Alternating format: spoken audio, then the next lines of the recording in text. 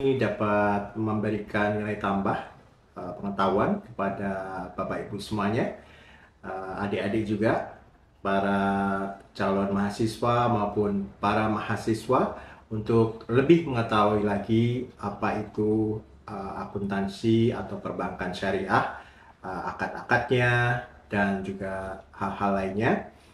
Eh, Kami mengharapkan kerjasama ini bisa memberikan nilai tambah yang bagus untuk kita semuanya, termasuk memberikan nilai tambah bagi Institut Stiami Kampus Tanjung Barat. Terima kasih dan kami ucapkan selamat melakukan training atau sharing ilmu. Sampai bertemu di acara selanjutnya. Terima kasih. Assalamualaikum warahmatullahi wabarakatuh. Alhamdulillah telah sama-sama kita dengarkan dan juga kami menyampaikan permohonan maaf karena Bapak Heksawan saat ini sedang ada kegiatan di luar, maka beliau tidak bisa menghadiri acara pada siang hari ini. Mari Bapak Ibu sekalian langsung saja kita beranjak ke acara inti kita, yaitu kita mendengarkan topik utama kita, yaitu kerangka dasar akuntansi perbankan syariah yang akan disampaikan oleh pemateri kita yang kemarin juga sudah menyampaikan dasar-dasar akuntansi. Sampai pertemuan berikutnya, beliau juga akan yang membimbing kita untuk mempelajari apa itu perbankan syariah seutuhnya. Baik, kepada Bapak Hasbi Asidiki, kami persilakan. Ya, baik. Terima kasih kepada MC kita, Saudara Fikri Fatur Rahman, dan juga Kepala Kampus kita, Bapak Heksawan Rahmadi ya. Walaupun mungkin saat ini sedang tidak di tempat ya. Baiklah, Bapak Ibu semua dan teman-teman semua, alhamdulillah ya, kita akan kembali ya mempelajari mengenai akuntansi syariah. Sebelumnya kita buka dulu dengan baca basmalah. Bismillahirrahmanirrahim. Alhamdulillahilladzi arsala rasulahu bil huda wa dinil haq liyuzhirahu 'ala dini wa kafa bi syahida. Asyhadu alla ilaha illallah wa asyhadu anna Muhammadar rasulullah ba'da ma ba'du. Rabbi shrah li sadri wa yassir li amri wahlul 'uqdatam min lisani yafqahu qawli. Allahumma shalli ala sayyidina Muhammad wa sallam Muhammad kama shallaita ala sayyidina Ibrahim wa sallam Ibrahim wa barik ala sayyidina Muhammad wa sallam Muhammad kama barakta ala sayyidina Ibrahim wa ala sayyidina Ibrahim fil alamin innaka Hamidum Majid. Baiklah Bapak Ibu semua, kita pada sesi yang kedua ya. Jadi kita ada 12 materi ya yang pernah kita share ya di grup. Jadi itu ada 6 sesi pertemuan. Jadi setiap sesinya itu ya, itu ada ada dua materi sebenarnya ya. Nah, pertemuan yang kemarin kita sudah mengenai pengantar akuntansi perbankan syariah ya. Nah, itu sedikit bahas mengenai ilmu-ilmu apa saja yang mendasari ilmu akuntansi perbankan syariah. Nah, pada yang kedua ini yaitu mengenai kerangka dasar akuntansi syariah. Ini juga masih kita mencari bentuk gitu ya. Kita menyusun bentuk ya. Bagaimana sih kerangka dasar dari akuntansi syariah atau khususnya lagi akuntansi perbankan syariah ya. Nah, pada pertemuan kali ini kita diharapkan dapat memahami ya. Pertama yaitu jenis transaksi syariah itu sendiri ya. Jadi kita harus tahu dulu nih ya, transaksi syariah itu kayak apa gitu ya. Seperti apa gitu, sebelum kita dapat menyusun akuntansinya atau kita dapat membuat jurnal-jurnal ya dalam akuntansinya. Nah, jadi di sini kita harus memahami dulu ya bagaimana sih kerangka dasarnya ya, terutama kerangka dasar pada perbankan syariah, kerangka dasar pada transaksi syariah ya. Oke, boleh di next. Nah, pendahuluannya. Pertama yang harus kita pahami ya bahwa bank ya atau bank syariah ya, yang namanya bank itu adalah lembaga intermediary atau lembaga penghubung antara surplus sektor terhadap defisit sektor atau minus sektor. Ya, jadi ada pihak yang kelebihan dana, ada pihak yang kekurangan dana. Nah, disinilah ada bank di tengah-tengahnya. Ya, nah pada pertemuan kemarin saya sudah sedikit bahas ya bahwa bank konvensional atau bank pada umumnya atau bank non syariah itu dia posisinya hanya sebagai pengambil spread ya atau selisih antara bunga yang dia dapatkan dari nasabah pembiayaan ya. Nah, yang mana dia berikan kepada nasabah penabung atau pendanaan ya. Nah, jadi pada bank konvensional dia akadnya cuma satu, yaitu akad bunga ya, yaitu spread atau selisih antara bunga yang dia dapatkan dari nasabah pembiayaan, ya saya ulangi ya, terhadap bunga yang dia berikan terhadap nasabah pendanaan ya. Nah, karena spread inilah ya, jadi si bank konvensional ini dia sebenarnya nggak aman Bapak Ibu ya. Keamannya gimana? Ketika ya terjadi yang namanya krisis atau terjadi yang namanya jadi bunga instrumen bunga ini dia banyak faktor-faktor yang mempengaruhi ya Bapak Ibu ya. Nah, salah satunya tahun 98 dulu ya, itu yang namanya bunga yang diberikan kepada nasabah penabung ya terhadap bunga yang dia dapatkan dari nasabah pembiayaan itu lebih besar bunga yang dia berikan kepada nasabah penabung.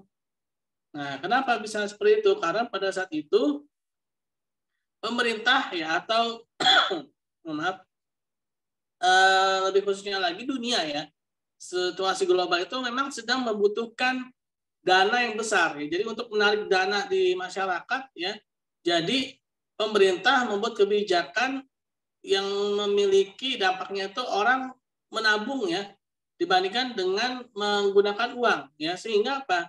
Sehingga bank itu ya, bank konvensional itu dia mengalami spread negatif atau defisit spread. Jadi bunga yang dia berikan kepada nasabah penabung ini lebih besar daripada bunga yang dia dapatkan dari nasabah pembiayaan ya.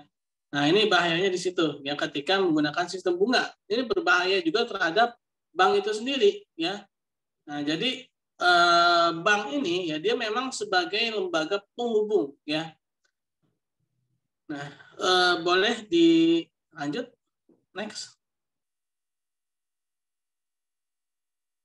Nah, sebelum kita memahami ya bagaimana sistem alur perbankan syariah, yang mana nantinya kita akan memahami bagaimana alur dari akuntansi perbankan syariah ya.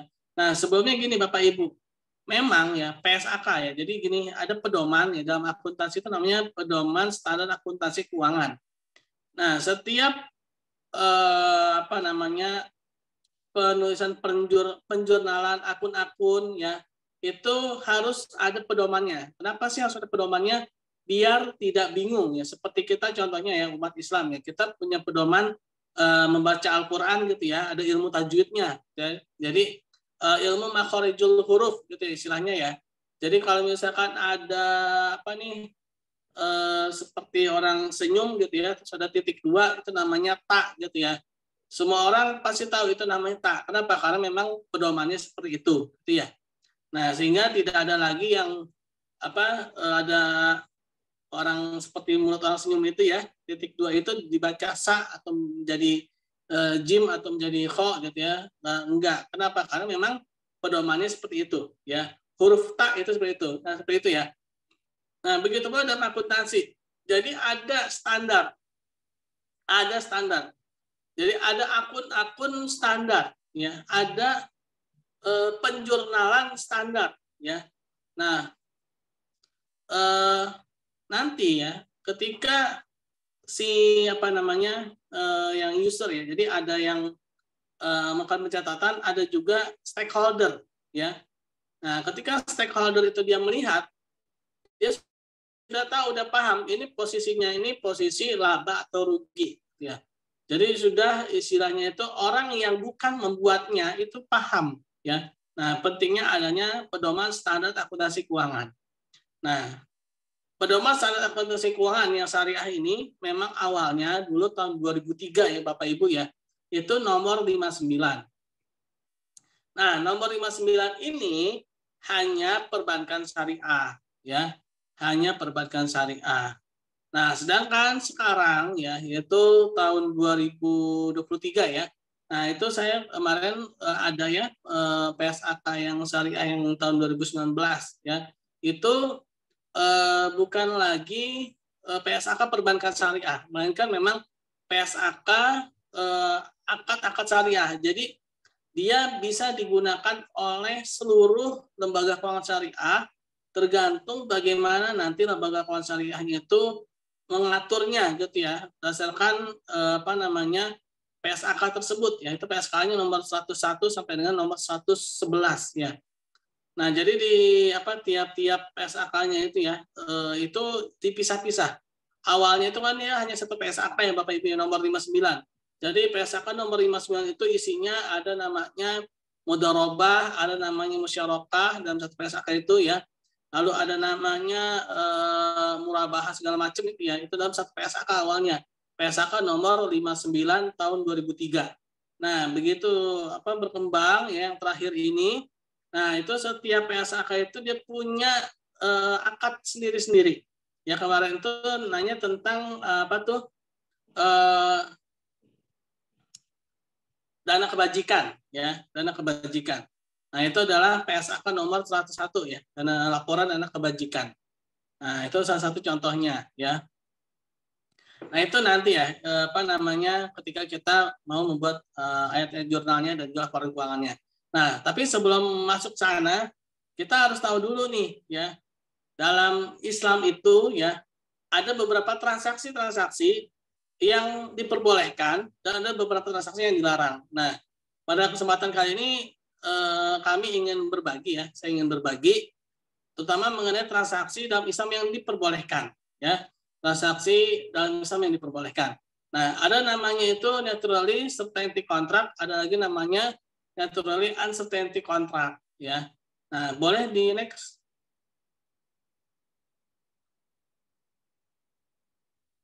Nah, oh ininya ketutup ya. Lupa dilihat. Oke. Nggak apa-apa ya, ini seperti yang tadi pada saat ininya nih ya, desainnya ya. Nah, transaksi dalam Islam itu ada namanya naturally certainty contract dan naturally uncertainty contract ya. Nah, itu yang istilahnya bisnis ya. Nah, jadi akad itu atau transaksi dalam Islam itu dia ada dua ya, yaitu secara bisnis atau tijari dan ada secara sosial atau tabaruk ya. Nah, Islam itu membolehkan keuntungan, Bu, ya. Secara syariah itu membolehkan yang namanya mengambil laba. Nah, Islam juga membolehkan yang namanya bersosial, apalagi ya sosial ya atau tabaruk atau istilahnya itu hanya mengharapkan ridho Allah Subhanahu wa taala semata, ya. Nah, kalau yang tabaruk ini ya, yang tabaruk ini mungkin Bapak Ibu tadi sempat ada yang baca di modul ya yang saya share sebelumnya di grup WA ya. Nah, memang ada yang membagi yang tabaruk ini menjadi satu, yaitu transaksi-transaksi yang sosial seperti zakat, infak, sedekah, wakaf, terus hibah, ya terus apalagi wadiah, ya itu jadi satu, ya. Tapi ada juga yang membagi jadi dua. Karena kenapa? Karena memang ada tabaruk atau yang sosial ini juga ada regulasi khususnya, Bapak Ibu, ya. Contoh seperti zakat. Zakat itu ada regulasi khususnya, yaitu mengenai muzaki dan mustahik. Ya, seperti apa yang sudah pantas menjadi muzaki dan seperti apa yang sudah bisa jadi mustahik. Nah, itu dia sudah secara regulasinya diatur langsung dalam Al-Quran dan hadis, ya Bu ya. Lalu ada lagi yang namanya warisan. Nah, warisan itu juga ini dia diatur juga ya Bapak Ibu ya secara khusus, ya. Diatur secara khusus untuk laki-laki berapa tanggungannya dan untuk wanita itu berapa tanggungannya. Nah, terus ada lagi ini namanya dalam Al-Quran itu surat Al-Anfal. Al-Anfal itu adalah harta rampasan perang. Nah, Al-Anfal itu dibagi atas dua, yaitu fa'i dan ghanimah. Nah, fa'i itu adalah harta rampasan perang, ya, yang dimana didapatkan ketika peperangan itu tidak jadi atau batal, gitu, berkecamuk. Jadi ketika dua pasukan sudah hadap-hadapan, tiba-tiba saja ketika mau diserang, musuh udah nyerah duluan, belum sampai perang nih, ya. Nah itu namanya fa'i. Nah kalau ghanimah itu ketika dua pasukan musuh berhadapan-hadapan, lalu mereka saling serang dan musuh kalah, itu namanya ghanimah, ya. Nah, itu dia secara regulasi ada, ya. Nah, lalu ada lagi yang infak, sedekah, lalu wakaf, ya, wakaf itu kalau wakaf dia ada regulasi juga ya Bapak. Infak, sedekah ya yang bebas ya, istilahnya bebas itu kita mau infak, mau sedekah berapapun juga ya sewajarnya sudah bisa dilakukan sendiri ya. Nah, itu yang sosial ya Bapak Ibu ya. Nah, lalu yang bisnis nih ya. Nah, tadi ya, itu ada namanya naturally certainty contract, ada namanya naturally uncertainty contract. Nah, boleh di next?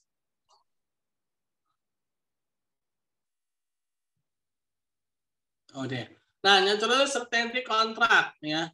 Nah, naturally certainty contract ini adalah akad yang secara alamiahnya, secara naturalnya dia bersifat tetap. Tetap apa? Pasti ya. Bersifat pasti Bapak Ibu ya. Pasti dari sisi kuantitas barangnya, pasti dari sisi kualitas barangnya, pasti dari sisi waktu transaksinya, ya, pasti dari sisi keuntungannya, dan pasti dari sisi tempat transaksinya di mana, ya. Nah, ini semua harus pasti, ya. Keuntungannya harus pasti, harga jualnya harus pasti, ya. Nah, ini namanya naturally certainty contract. Nah, naturally certainty contract ini dia ada beberapa transaksi, yaitu transaksi jual beli dan transaksi sewa menyewa, ya. Nah, yang pertama adalah transaksi jual beli. Nah, dalam transaksi jual beli atau dalam bahasa Arab itu al-bai, ya, al-bai, ya, wa haramallahu riba wa harama riba wa halallahu al-bai, ya. Dan Allah mengharamkan riba dan menghalalkan jual beli. Jadi semua jual beli itu halal, ya, kecuali jual beli yang barang-barangnya memang secara zat itu barang haram, ya. Nah, jadi jual beli itu halal. Nah, tapi kita kenal ada namanya murabahah. Kita kenal yang namanya itu murabahah. Kenapa sih kok murabahah? Apakah murabahah itu jual beli? Ya, tapi murabahah itu adalah bagian dari jual beli. Artinya murabahah adalah jual beli, tapi tidak semua jual beli itu adalah murabahah, ya. Nah, murabahah ini adalah jual beli yang sering dilakukan oleh Rasulullah Shallallahu Alaihi Wasallam, ya. Nah, apa kok Bank Syariah itu kok sering banget atau bahkan yang namanya jual belinya itu pasti pakai akadnya itu murabahah, karena ini adalah sunahnya Rasulullah Shallallahu Alaihi Wasallam, ya. Nah, apa sih yang menjadi ciri khas murabahah? Nah, ciri khas murabahah ini dia ada harga pokoknya diketahui dan ada marginnya diketahui. Sehingga ketika ada tawar-menawar, ada negosiasi, maka yang dinegosiasi, yang ditawar-menawar adalah marginnya, ya, bukan harga pokoknya. Dulu waktu saya masih kecil, ya, itu yang namanya pasar-pasar tradisional, saya masih ingat banget tuh ya Bapak Ibu ya. Ketika ada orang jualan di pasar tradisional itu biasanya bisa ditawar tuh ya Bapak Ibu ya, dulu banget ya. Tapi kalau sekarang semenjak masuknya supermarket ya yang menggunakan harga fix ya, bukan murabahah, akhirnya pasar tradisional pun kena imbasnya juga ya. Ketika kita mau beli apa gitu ya di pasar ya, sekarang tuh nggak bisa ditawar. Padahal dulu ya itu bisa ditawar Bapak Ibu ya. Tapi ya sudah lah ya, tetap sah sih ya, boleh. Cuma berarti bukan murabahah lagi ya. Nah itu murabahah ya Bapak Ibu ya. Lalu ada namanya istisna. Nah ini istisna ini adalah transaksi yang mana pembayarannya itu dengan bertermin atau bertahap ya. Bertahap. Jadi karena barangnya ini barang yang sulit dibikin atau barang yang memerlukan biaya yang tinggi, gitu ya Bapak Ibu ya. Jadi ini si pekerjanya ini dia butuh pembayarannya terlebih dahulu, tapi tidak secara selesai semuanya, tapi secara per termin, ya, secara per termin. Misalkan ada proyek bikin jalan tol, ya, dari Jakarta sampai dengan Surabaya, kan. Nah, ini yang menjadi pelaksananya ini, perusahaan yang melaksanakannya ini, dia nggak sanggup tuh kalau dibayar itu ketika udah selesai. Nah, jadi dia minta ketika dia udah selesai, misalkan 25%-nya selesai, tolong dong dibayar dulu 25%-nya buat modal, ya, untuk pekerjaan selanjutnya 25% lagi. Lalu ketika udah selesai lagi, tolong dong dibayar lagi 25% sampai 4 kali pembayaran. Nah, itu namanya istisna, ya, per termin. Nah, nanti tuh ada akuntansinya Bapak Ibu, ya. Nah, tadi murabahah juga tuh ada akuntansinya tuh, ya. Nah, jadi akad-akad ini nanti akan jadi ada jurnal-jurnalnya. Ya, jadi ada transaksinya ini akan jadi ada laporan keuangannya. Nah, itu ya, murabahah, istisna, Bapak Ibu. Lalu yang ketiga adalah salam. Nah, salam, ya, ini adalah transaksi yang mana barangnya itu diserahkan di belakang, ya, atau diserahkan nanti, tapi pembayarannya di awal, ya, bayarannya di awal. Dulu dosen saya kalau ngajarin salam tuh gini, udah dibayar nih, ya, assalamualaikum, gitu ya. Nanti barangnya belakangan, gitu ya. Nah, salam ini untuk mengganti sistem ijon, Bapak Ibu, ijon. Tahu Pak? Ada yang tahu sistem ijon itu, Bapak Ibu? Sistem ijon? Nah, ijon, ya. Oke, Bapak Ibu, tolong speakernya dinonaktifkan, ya. Nah, sistem ijon itu adalah sistem yang mana barangnya itu, ya, yang diperdagangkannya itu tidak jelas atau goror, ya. Sistem ijon itu jadi contohnya kayak orang jual sawah, ya. Jual sawah sebenarnya buat apa sih? Apa namanya? Orang beli sawah itu buat apa sih? Buat beli padinya, Bapak Ibu, ya. Tapi yang dijual tuh sebenarnya sawah itu apanya? Tanah, ya. Tanah. Orang nggak jual tanah, tapi buat dapetin padi. Itu kan sebenarnya nggak nyambung, Bapak Ibu, ya. Nggak nyambung lah sebenarnya, ya. Nah, orang jual tanah, tapi buat dapetin padi. Itu sebenarnya nggak nyambung. Sama kayak seperti orang yang menjual pohon mangga, gitu ya. Ngejual pohon mangga, tapi pengen dapetin mangganya, itu nggak nyambung. Nah, itu namanya sistem ijon, ya. Sistem ijon atau goror, ya, digoror, tidak jelas, ya. Nah, untuk mengganti itu, misalkan gini, saya kan mau beli mangganya, tapi saya beli pohonnya. Kenapa? Karena kan mangganya belum ada, gitu kan. Saya kan mau beli sawah nih, saya pengen padinya, tapi saya beli tanahnya nih. Karena kenapa saya beli tanahnya dulu? Karena padinya kan belum ada. Nah, ini solusinya gimana? Nah, solusinya adalah dengan sistem bai'ah salam, ya. Jadi ketika memang Bapak atau Ibu ini ingin beli padi atau beli beras atau beli mangga, ya, tunggu sampai masa panennya. Misalkan kapan nih saya bayar, misalkan taruhlah 3 juta, gitu ya, untuk mendapatkan berapa kilogram beras atau berapa kilogram mangga, gitu ya. Pada tanggal berapa nih penyerahannya? Misalkan 31 Desember 2023, ya. Sebanyak berapa kilogram, lalu kualitas mangganya seperti apa, ya, atau kualitas berasnya itu seperti apa.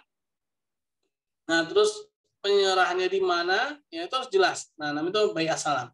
Itu untuk mengantisipasi atau untuk mengganti sistem ijon tadi, ya, karena sistem ijon tadi itu dia mengandung ketidakjelasan atau goror, ya, seperti ibaratnya tuh orang yang membeli ikan di dalam kolam, nah, itu juga nggak boleh, atau membeli anak sapi yang masih dalam kandungan ibunya, nah, itu juga tidak boleh, Bapak Ibu, ya. Nah, itu jual beli, ya, yang namanya jual beli dia harus pasti. Namanya juga naturally certainty contract, ya, yaitu kontrak yang secara alamiahnya, naturally-nya itu dia certain, ya, pasti. Nah, jadi yang namanya jual beli dia harus pasti. Nah, begitu pula dengan ijaroh, ya, atau sewa menyewa. Nah, ada ijaroh, ada lagi namanya ijaroh muntahiyah bitamlik. Nah, ijaroh muntahiyah bitamlik ini seperti leasing. Nah, bicara ijaroh sendiri sebenarnya ini mirip leasing Bapak Ibu, ya. Nah, ijaroh yang pada umumnya kalau dalam dunia perleasingan itu adalah operasionalis, ya. Yaitu leasing yang mana tidak dijual, ya.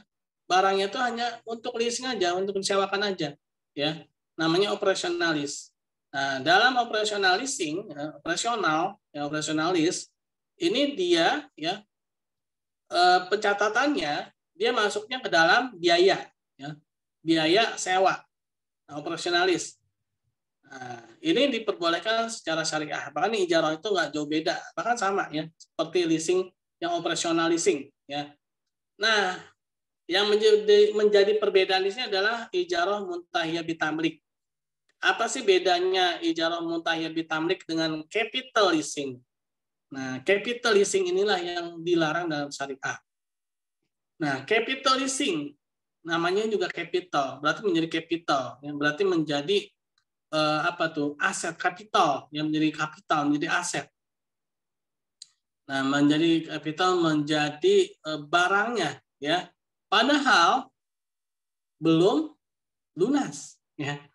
Sudah dianggap sebagai barangnya, nah makanya dia sudah dianggap sebagai asetnya. Nah, tadi kalau operasionalis, dia masuknya kemana Bapak Ibu? Ada tahu nggak? Masuknya ke laporan laba rugi, ya. Dia sebagai biaya, karena memang menjadi biaya, ya.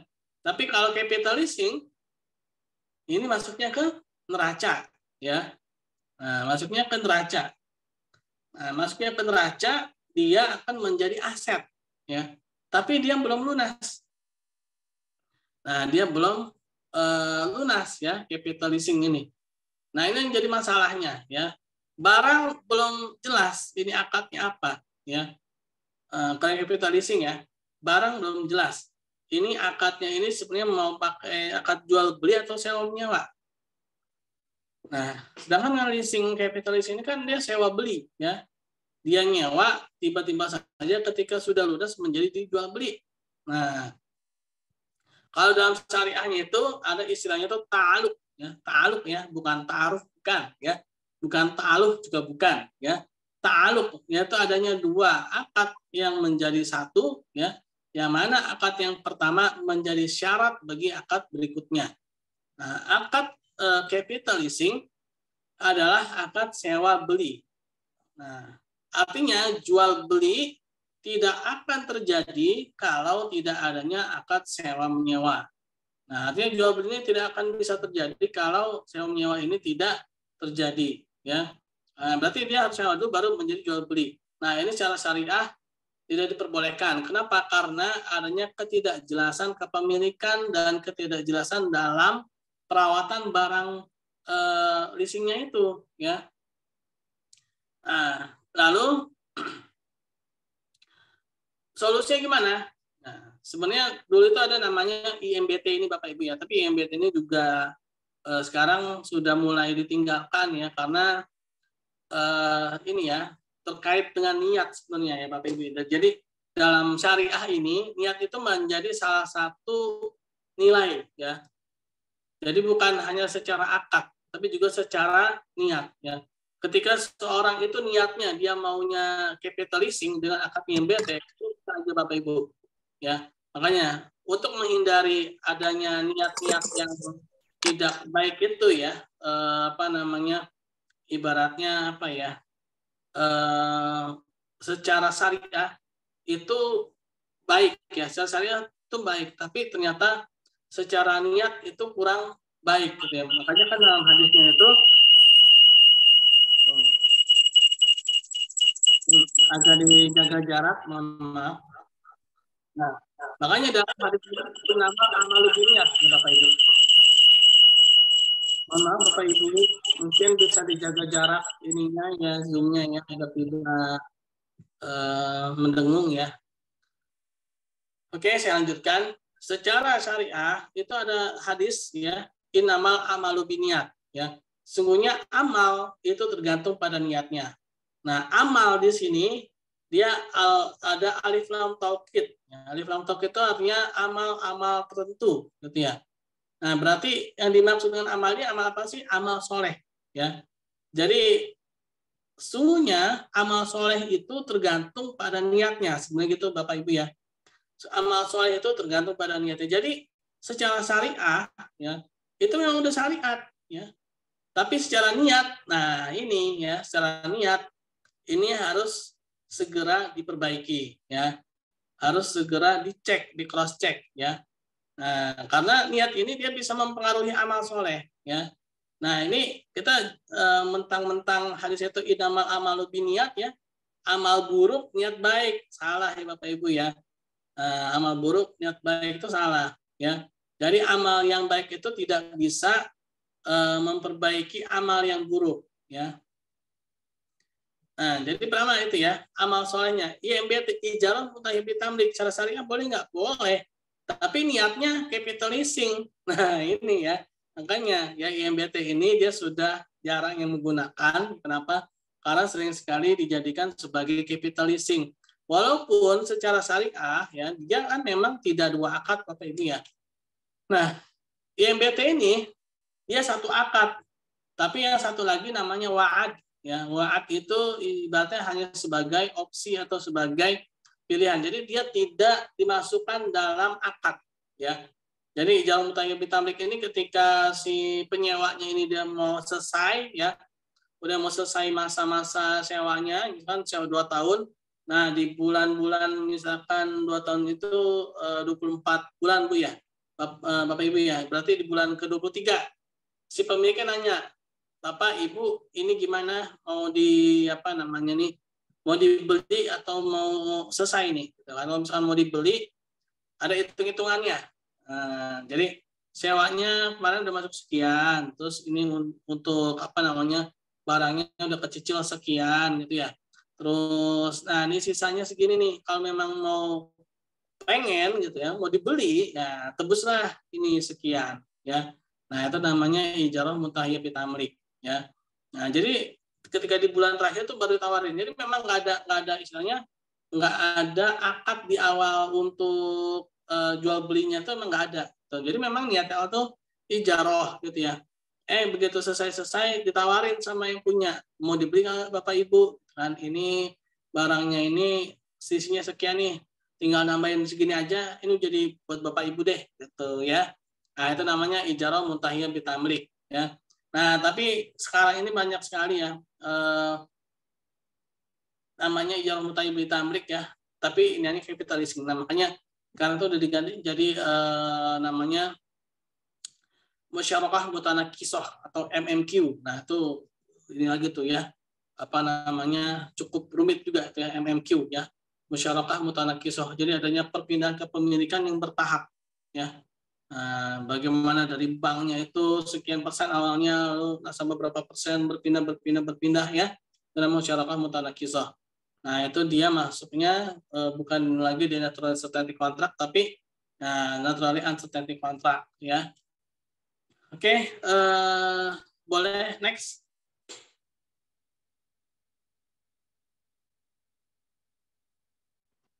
Boleh minta tolong next. Oke ya. Nah, ini murabahah. Nah, Bapak Ibu dan teman-teman semua ya, di modul ya saya juga sudah memasukkan ini ya. Ini saya ngasih gambar-gambar ini ada maksudnya Bapak Ibu ya. Jadi gini, murabahah nih, saya kasih gambar. Ini kan di awalnya aja ya, di yang kedua ketiganya ini kan nggak ada ya. Nah, maksudnya apa nih? Ini maksudnya bukannya saya kelupaan ngasih gambar, bukan ya. Ini maksudnya ini memang gini, murabahah. Maksud murabahah di sini adalah murabahah bisaman ajil, ya, yaitu jual beli yang mana pembayaran itu dicicil atau tangguh ya, pembayaran tangguh atau ya dicicil ya, dicicil. Nah, jadi dari gambarnya kelihatan. Jadi barangnya itu dikasih di awal ya, lalu dikasih pembayaran pertama ya. Lalu pembayaran kedua, ya pembayaran ketiga, nah pembayaran kedua dan ketiga kan dia nggak ada gambarnya Bapak Ibu ya. Memang artinya barangnya itu udah full, udah penuh di awal tuh udah dikasih gitu ya. Sudah dikasih barangnya itu sudah dikasih full di awal. Nah, pembayarannya ini yang masih dicicil ya. Makanya ini saya kasih gambarnya itu gambar itu di awal gitu ya, gambarnya ini di awal ya, harus ada tulisan-tulisannya ya Bapak Ibu ya. Nah, itu walaupun sama-sama kayak gitu tapi nanti tiap gambar tuh ada maksudnya Bapak Ibu ya. Nah, ini nanti murabaha akuntansi juga kayak gini Bapak Ibu ya. Jadi bagaimana ketika penyerahan barang, bagaimana ketika pembayaran cicilan, bahkan nanti ada down payment ya, lalu ada diskon-diskon ya. Nah, itu ya ada jurnal-jurnalnya ya pada PSAK-nya. Ini murabaha Bapak Ibu ya. Jual beli yang mana nanti ada marginnya ya. Nanti ada harga pokoknya berapa ya. Lalu ada perhitungan cicilannya. Oke, boleh di next. Nah, salam. Nah, ini ya. Ini gambarnya. Barangnya belakangan ya. Nah, ini di awal nih ya, makanya saya taruh gambar di belakang. Kenapa? Karena memang pada salam ini barang ini belakangan Bapak Ibu ya. Yang tadi saya katakan, nih, jadi ketika ada orang jual beli barang itu belum ada atau istilahnya inden. Nah, sebenarnya kalau dulu ya, inden itu identik dengan barang-barang pertanian nih Bapak Ibu ya. Barang perkebunan ya. Tapi sekarang otomotif inden juga ya, rumah inden juga. Ya makanya sekarang ini sebenarnya yang namanya jual beli rumah KPR itu bisa jadi pakainya salam. Atau mungkin nanti ada namanya istisna ya. Nah, ini makanya kadang-kadang kita suka menyimpulkan yang namanya jual beli kayak rumah, mobil, motor tuh pasti murabaha ya. Tapi ternyata nggak juga ya. Terkadang bisa jadi salam ya. Atau bisa jadi istisna ya. Karena apa? Karena ada spesifikasi khusus atau adanya sesuatu yang harus kayak motor deh ya. Kan anak-anak zaman sekarang tuh kalau motor itu pengennya beda ya Bapak Ibu, walaupun misalkan sama-sama Yamaha atau sama-sama Honda atau sama-sama Kawasaki Ninja gitu ya. Tapi pengen tuh beda sama yang lainnya gitu ya. Kalau saya tuh pernah ngelihat di di medsos-medsos gitu ya. Itu motornya dimodifikasi ya. Nah, itu kan nggak bisa langsung ada ya Bapak Ibu ya. Itu kan modifikasinya itu nggak langsung jadi kayak gitu kan. Nah, dia butuh pesanan tuh ya. Jadi barang ini nanti ya modifikasi mau kayak gimana, misalnya joknya tuh mau bisa pakai remote bisa naik sendiri gitu kan, atau depan cupnya itu misalkan bisa joget-joget gitu kan. Nah, itu kan nggak bisa langsung ketika beli itu nggak bisa langsung kayak gitu kan ya Bapak Ibu ya. Itu kan butuh yang namanya modifikasinya itu pasti butuh waktu gitu kan. Ya udah kamu bayar dulu nih dihitung-hitung ya nih, misalkan biaya pemasangan sekian, terus biaya nih elektroniknya segala macam biar bisa joknya bisa jungkat-jungkit sendiri gitu, sekian. Nih totalnya sekian, kamu bayar dulu ya. Nah, nanti tunggu misalkan 3 minggu gitu kan, atau mungkin 2 minggu. Nanti itu jok motor kamu itu bisa jungkat-jungkit sendiri gitu ya. Terus kap depannya itu bisa bolak-balik sendiri gitu kan. Nah, itu salam sebenarnya ya. Yang penting barang itu belakangan ya. Nah, itu ya, salam itu bukan hanya perkebunan dan ini aja ya, bukannya pertanian dan perkebunan ya, atau perikanan ya. Nah, termasuk barang-barang elektronik, otomotif, rumah itu bisa jadi salam juga ya. Oke, next.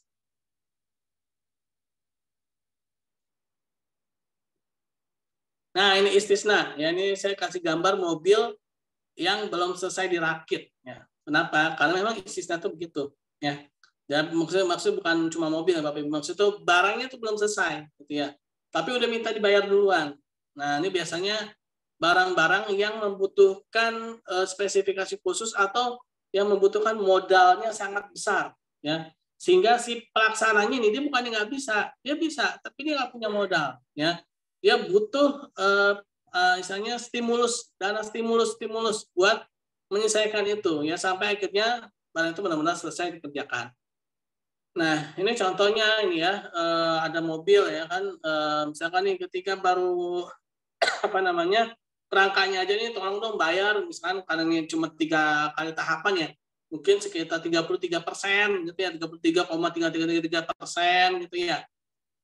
Dibayarkan dulu Bapak Ibu, ini kerangkanya udah ada nih, kerangka mobilnya tolong bayarin dulu karena saya nggak punya dana buat bikin mesinnya gitu ya. Nah, kalau mobil mah kayaknya nggak gitu ya. Misalkan jalan tol gitu ya.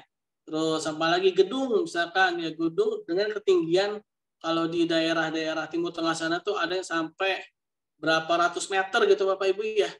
Nah, misalnya gedungnya ini pencakar langit ya, bukan hanya pencakar langit, mungkin bisa jadi merobek langit gitu ya, saking tingginya ya. Bahkan sampai-sampai itu ada fikihnya sendiri ya ketika Ramadan ya. Kenapa bisa sampai ada fikihnya sendiri? Karena saking tingginya itu gedung Bapak Ibu, itu matahari ya. Kalau di bawah udah tenggelam, begitu naik ke atas gedung itu, mataharinya masih kelihatan ya. Sehingga ketika maghrib di bawah itu dengan maghrib yang di atas itu beda ya. Saking tingginya itu gedung Bapak Ibu ya, bisa sampai kayak gitu ya. Nah, gimana tuh ya? Nah, di bawah udah maghrib, begitu dia naik ke atas, matahari masih kelihatan, belum maghrib kan berarti. Oke ya, nah itu saking tingginya itu gedung, artinya istisna ya, itu untuk barang-barang yang seperti itu, barang-barang yang membutuhkan modalnya besar ya, yang tentunya ya, ini si pelaksananya ini ya, dia nggak punya cukup dana dan dia minta dibayar per termin atau dibayar secara per skala periodenya itu ya. Nah, dia ada namanya nanti metode persentase atau metode penyelesaian ya. Nah, metode persentase misalkan taruhlah 25% ya. Setiap saya selesai 25%, tolong dibayar 25%. Kan? Nah, jadi ini dia tidak terikat dengan waktu, Bapak Ibu ya. Dia tidak terikat dengan waktu. Dia hanya terikat pada penyelesaiannya. Nah, ada satu lagi yaitu waktu penyelesaian, misalkan 1 tahun ya, dibagi menjadi 4 kali pembayaran, berarti 3 bulan 3 bulan. Nah, setiap 3 bulan dia harus dibayar ya, sampai akhirnya 1 tahun lunas. Dan penyelesaiannya pun juga seperti itu ya, 3 bulan ya, selesai nih barangnya nih, langsung dibayar ya. 3 bulan kedua dibayar lagi, 3 bulan ketiga dibayar lagi, 3 bulan keempat dibayar lagi. Nah, itu namanya istisna ya. Nah, kalau metode persentase dia nggak kenal berapa bulan berapa waktu biar. Jadi misalkan gini, pokoknya mau 3 bulan belum sampai 3 bulan udah selesai 25% harus bayar 25% ya. Nah, tapi kalau yang 3 bulan ini misalkan nih ternyata di 2 bulan pertama udah selesai, udah jadi gitu ya, 25%-nya itu. Nah, yang harus dibayarkan itu, dia tetap harus nunggu 1 bulan ke depan baru dibayar, karena perjanjiannya itu 3 bulan sekali. Ya. Nah, jadi seperti itu ya, istisna namanya. Oke, boleh di next.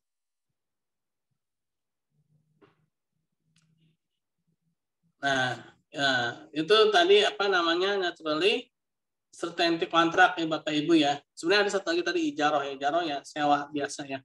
Nah, lalu yang kedua ini ya, naturally uncertainty contract. Nah, ini adalah akad atau transaksi ya. Sebenarnya akad dan transaksi itu agak beda ya. Tapi dalam hal ini kita menggunakan yang sama ya. Kontrak atau transaksi yang secara alamiahnya itu dia uncertain atau tidak pasti. Boleh nggak dalam Islam? Boleh ya, boleh.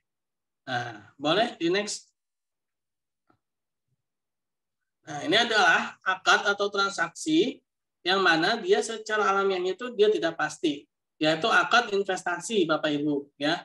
Nah, dalam investasi itu tidak pasti Bapak Ibu, tidak boleh dipastikan. Dalam investasi itu kemungkinan terjadinya itu ada 3, yaitu kalau dia nggak untung, kalau nggak rugi dia impas. Nah, secara konvensional atau secara ekonomi konvensional ini tidak jelas ya antara investasi dengan jual beli.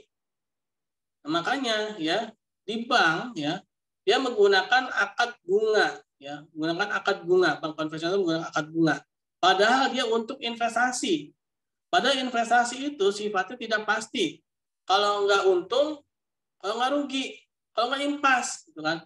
Tapi dengan sistem bunga ini dia nggak ngeliat itu semua. Kamu harus tetap untung 10% gitu kan, ketika akadnya itu 10% bunganya dari total peminjaman. Nah, itu yang menjadi rusaknya akad pada transaksi ekonomi konvensional atau pada bank konvensional, ya, karena dia tidak melihat kemungkinan-kemungkinan yang seharusnya ada gitu ya. Pada antara investasi dengan jual beli, mereka tidak bisa melihat perbedaannya. Padahal itu berbeda, ya.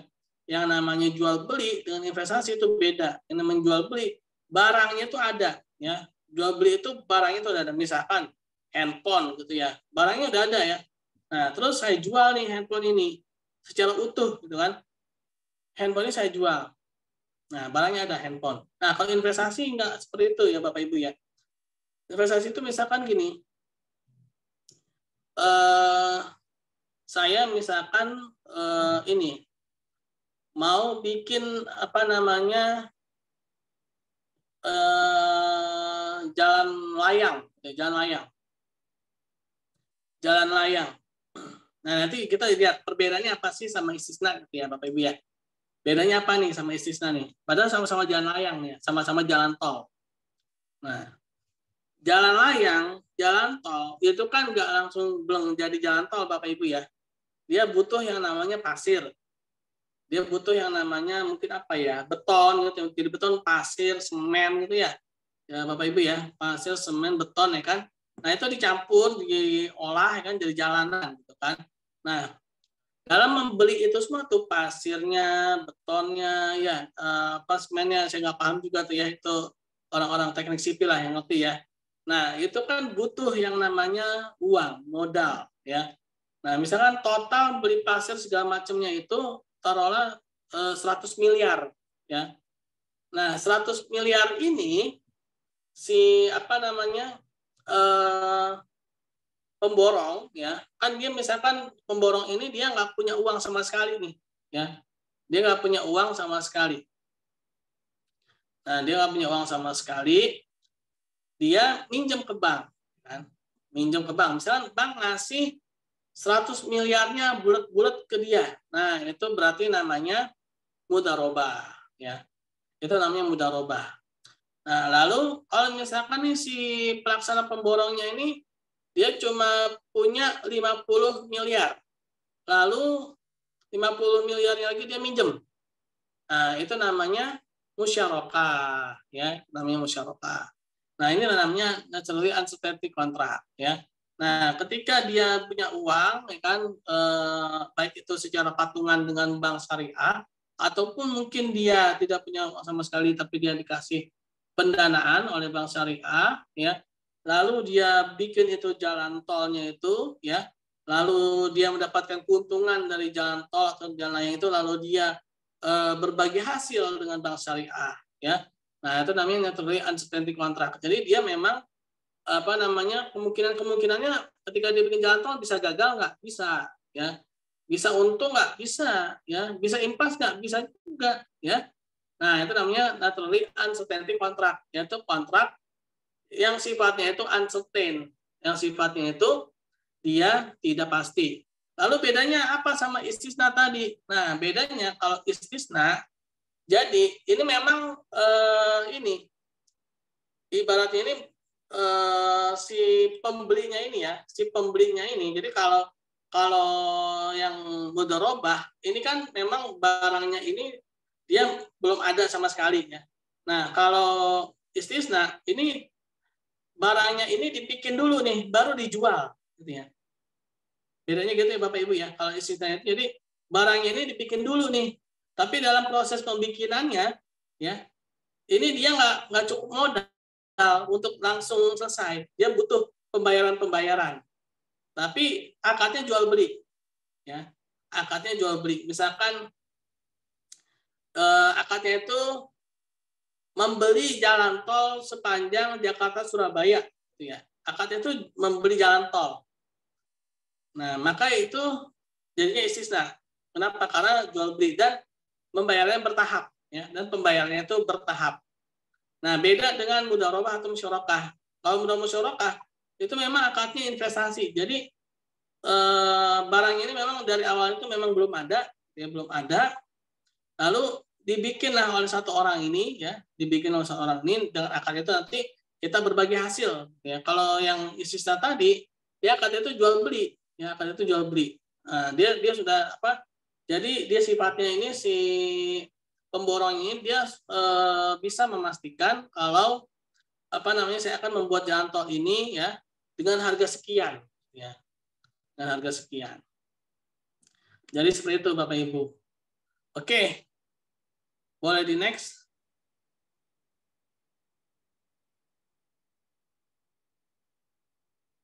Boleh next.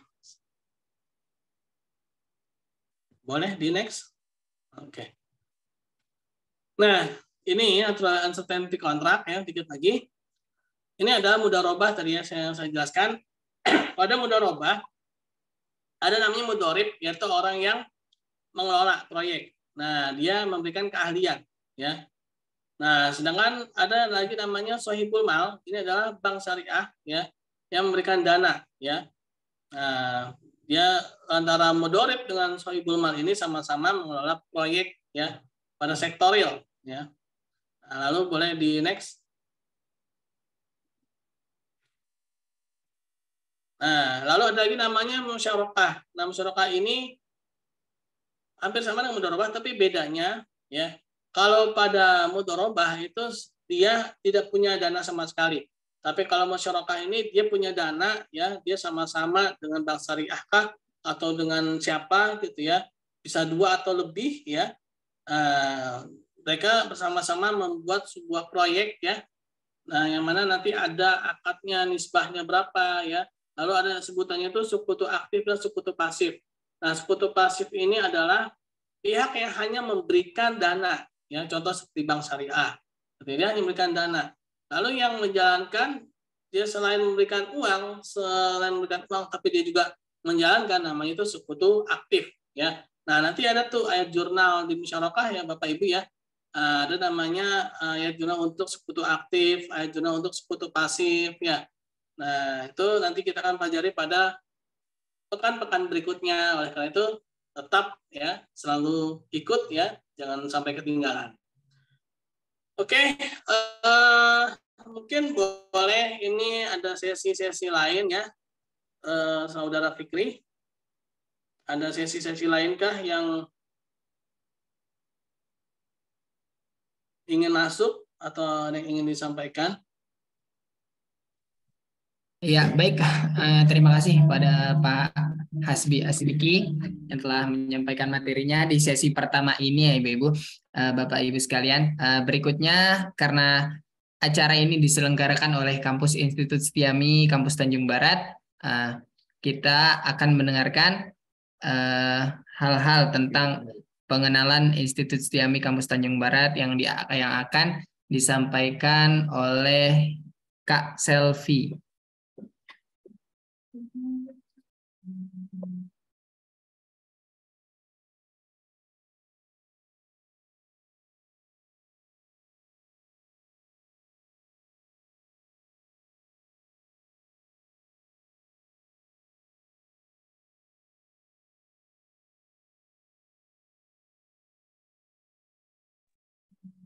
Boleh untuk Kak Selvi on cam.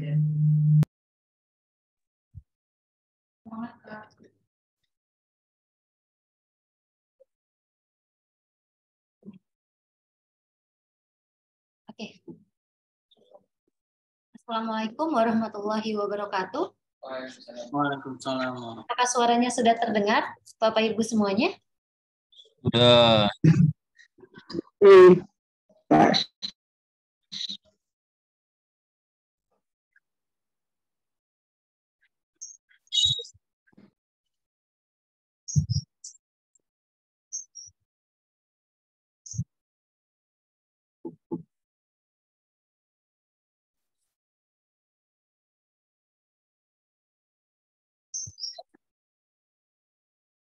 Oke, baik Bapak Ibu, teman-teman semuanya, gimana kabarnya hari ini? Dari tadi siang ya mengikuti pemaparan dari pemateri kita Pak Hasbi dan juga dipandu oleh MC kita. Seperti Bapak Ibu, gimana kabarnya semuanya? Semoga semuanya dalam keadaan sehat selalu ya.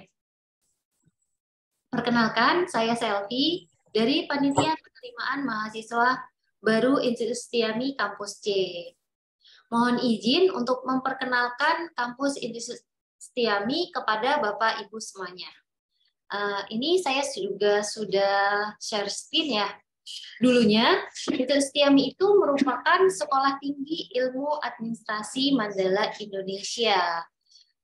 Institut Setiami dulunya itu didirikan tahun 1983 dan sampai saat ini sudah berusia sekitar 40 tahun. Seperti itu. Dan besar harapan saya di sini jika dari Bapak, Ibu, atau rekan-rekan semuanya ada yang belum mengenal Institut Setiami, bisa selanjutnya lebih mengenal terkait Institut Setiami. Seperti itu.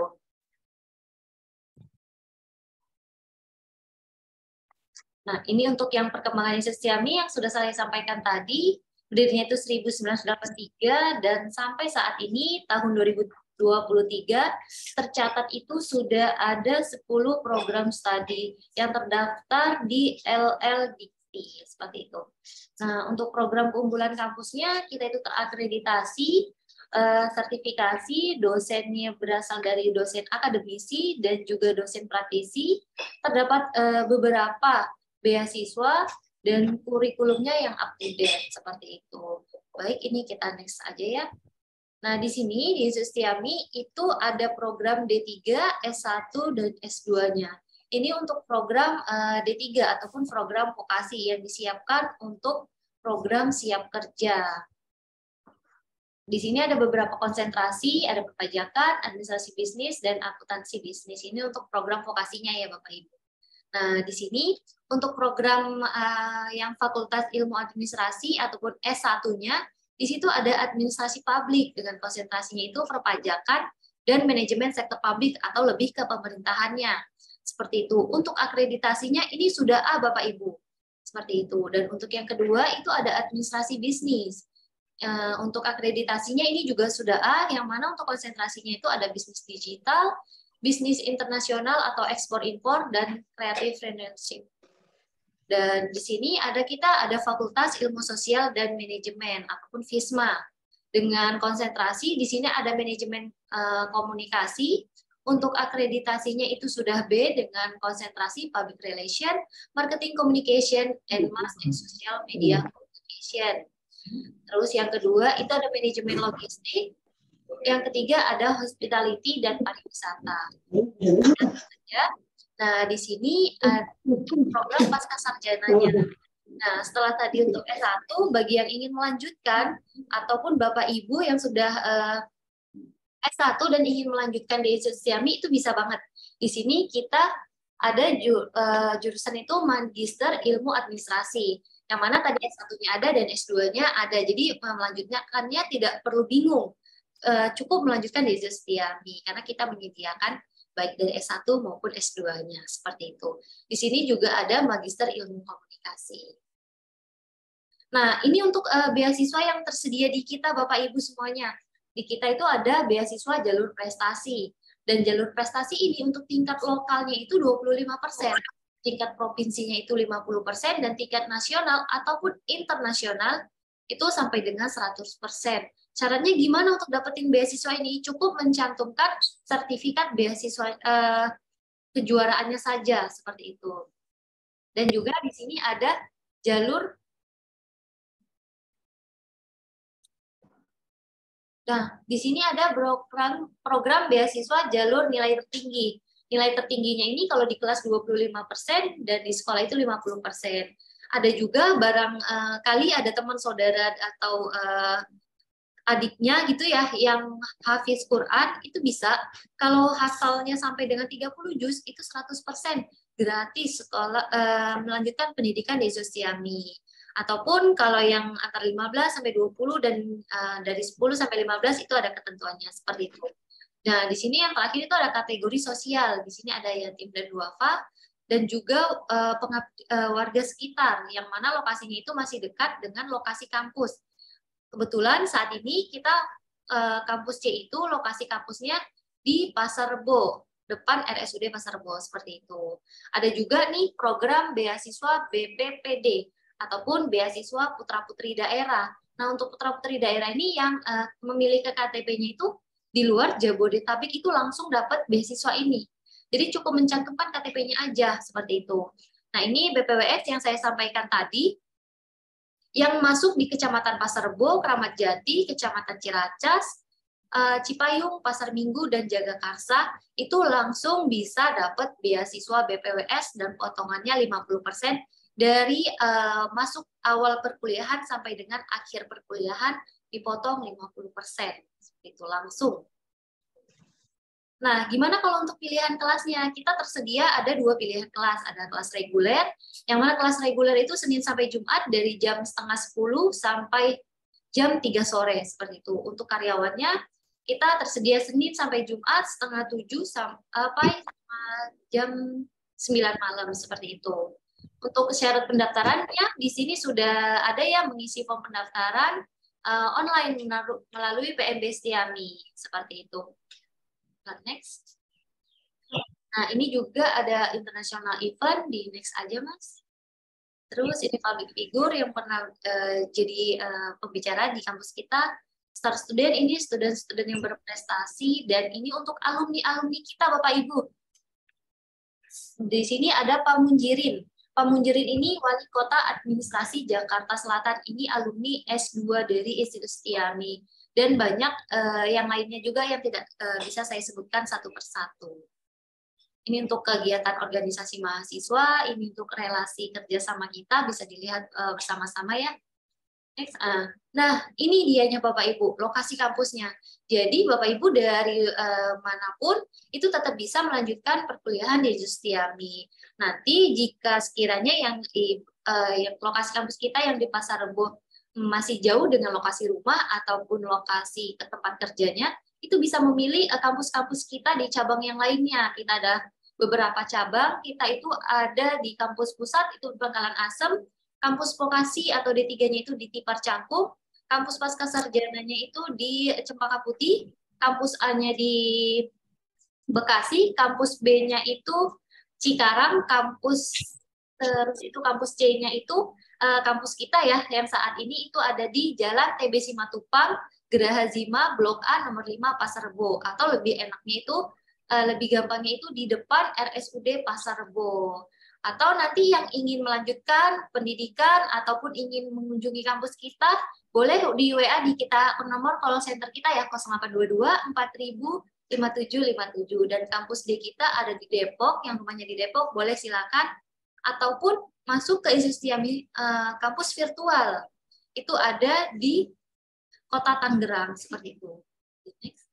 Nah, Bapak Ibu sekalian, di sini jika Bapak Ibu punya teman, saudara atau tetangganya yang ingin melanjutkan, ataupun Bapak Ibu sendiri ya yang ingin melanjutkan, di sini kita ada yang namanya program afiliasi, seperti itu. Nah, apa sih program afiliasi ini? Nah, program ini itu khusus untuk jika barang siapa yang merekomendasikan setiap satu siswa, kita akan memberikan komisi itu sebesar 750.000 per satu mahasiswa yang melanjutkan pendidikan di kampus kita. Dan ini kita bersifatnya itu cash and carry, di mana kalau dari yang di bawah ini sudah mendaftar dan registrasi lunas, itu kita langsung memberikan ataupun mentransfer ya dana 750 itu ke Bapak Ibu semuanya yang merekomendasikan ataupun membawa mahasiswa ke kita, seperti itu. Untuk informasi lebih lanjut, di sini ada kontak personnya, silakan dihubungin saja, seperti itu. Ataupun ini, di sini ada beberapa, kita ada sekitar 5 orang di panitia penerimaan mahasiswa baru. Itu ada Mas Yudi, Mas Jamal, Mas Fikri, Mbak Rama, dan saya sendiri, Mbak Selvi, selaku panitia penerimaan mahasiswa baru. Untuk informasi lebih lanjut dan lebih jelasnya itu, boleh ini untuk kontak ini di screenshot nanti, untuk jika suatu saat butuh, langsung aja hubungin WA kita. Kita bersedia melayani 24 jam ya. Seperti itu, silakan. Mungkin itu aja yang dapat saya sampaikan. kita melanjutkan mendengarkan pemaparan dari Pak Hasbi dan kembali ke MC.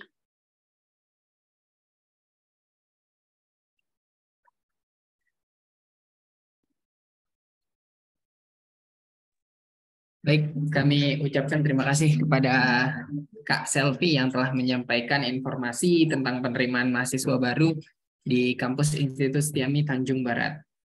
Oke, baik Bapak Ibu sekalian, mari sama-sama langsung saja karena waktu juga sudah menunjukkan pukul 14:41. Mari kita lanjutkan sesi kedua dari materi kita, yaitu materi akuntan perbankan syariah yang akan dilanjutkan oleh Bapak Hasbi As-Siddiqi. Dipersilakan, Pak. Oke, terima kasih kepada Saudara Fikri Fathurrahman. Sebelumnya saya ingin mengingatkan Bapak Ibu jangan lupa mengisi absen ya yang di dalam chat room ya, karena sertifikat akan dibikin berdasarkan yang tertera atau yang terdaftar di link ya yang Bapak Ibu isi di chat room ini ya. Jadi di sini ada link tadi ya, Google Drive ya. Nah, itu akan dibuatkan sertifikat berdasarkan pada yang mendaftar lewat link tersebut ya Bapak Ibu ya.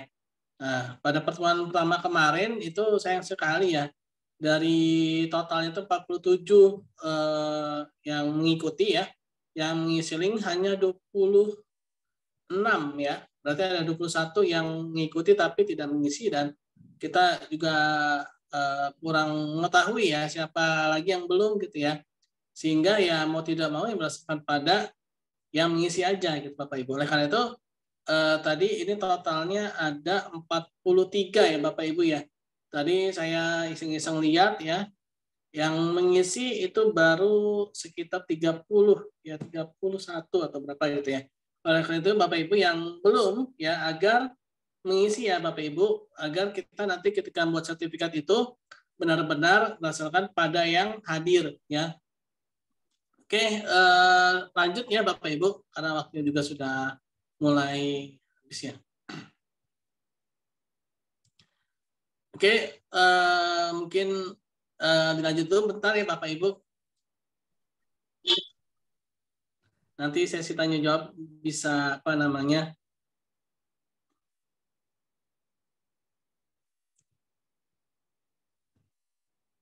Oke, boleh lanjut Fikri materinya agar nanti sesi tanya jawab bisa di akhir. Nah, kita masuk ke bab yang terakhir, yaitu jenis transaksi pada bank syariah. Oke, nah transaksi pada bank syariah, sebagaimana tadi di awal saya menjelaskan ya, bahwa bank syariah atau bank itu adalah lembaga penghubung. Berarti dia menghubungkan tadi ya surplus sektor dengan defisit sektor. Surplus sektor itu adalah nasabah penabung ya, atau bahasanya itu pendanaan ya. Nah, pendanaan. Nah, kalau pada nasabah apa namanya pembiayaan, ini namanya pembiayaan ya. Nah, jadi ada nasabah penabung, ada nasabah pembiayaan. Nah, sehingga jenis transaksinya itu nanti ada namanya transaksi pendanaan, ada transaksi pembiayaan ya. Nah, pada pendanaan ini ya, boleh di next. Nah, pada pendanaan ini ya, nasabah bisa menggunakan akad mudharabah dan akad wadiah yab domanah. Nah, akad mudharabah dan wadiah yab domanah, yaitu akad mudharabah biasanya ya, mudharabah itu adalah mudharabah mutlaqah ya, walaupun mudharabah itu ada namanya mudharabah mutlaqah, ada lagi namanya mudharabah muqayyadah, on balance sheet, ada lagi namanya mudharabah off balance sheet. Nah, itu ya. Nanti ketika di akuntansinya kita akan pelajari ya Bapak Ibu ya. Nah, ada lagi namanya wadiah. Nah, akad mudharabah ini bisa diterapkan pada tabungan ya, dan juga pada deposito, terutama pada deposito. Itu sangat cocok dengan mudharabah. Kenapa? Karena deposito itu waktunya insya Allah lebih pasti daripada tabungan. Kalau tabungan ya tipikal seperti saya ini ya Bapak Ibu ya, tanggal 31 masuk, tanggal 1-nya diambil. Kata bank, ini orang gimana ya? Baru 1 hari dananya sudah hilang. Gimana saya mau mengelola gitu kan. Nah, ini cocoknya apa nih Bapak Ibu? Cocoknya pakai wadiyah aja gitu ya, jangan mudharabah ya. Karena mudharabah ini adalah akad investasi gitu ya. Yang namanya investasi itu perlu waktu ya. Namanya menginvestasikan itu perlu waktu untuk mengelola uang itu agar bisa bertambah gitu kan ke proyek-proyek sektorial. Nah, oleh karena itulah ini paling cocoknya deposito. Kalau deposito minimal itu 1 bulan deh ya, istilah orang itu minimal 1 bulan gitu dana ya nangkring di kita gitu kan biar bisa kita kelola. Nah, ada juga deposito yang 3 bulan, 6 bulan atau 1 tahun nih Bapak Ibu ya. Nah, itu oleh karena itu cocoknya memang pakainya itu deposito. Mudharabah itu cocoknya pakai deposito. Kenapa? Karena waktunya itu dia lebih bisa dipastikan dibandingkan dengan tabungan-tabungan biasa. Nah, kalau tabungan-tabungan biasa itu memang cocoknya pakai wadiyah aja, nitip aja kayak seperti orang nitip sendal gitu ya di takmir masjid gitu kan ya. Ketika kita mau ngambil sendal kan kita nggak perlu konfirmasi dulu kan ke orang takmir masjidnya kan. Misalkan kita miss call dulu atau kita telepon dulu, bang, saya mau ngambil sendal nih bang, nggak perlu gitu ya Bapak Ibu ya. Pasti ya kapanpun juga kita mau ambil ya ambil gitu kan. Tidak ada cerita juga misalkan bagian penitipan sendalnya bilangnya mohon maaf Pak Bu sendalnya lagi saya pakai jangan diambil dulu ya.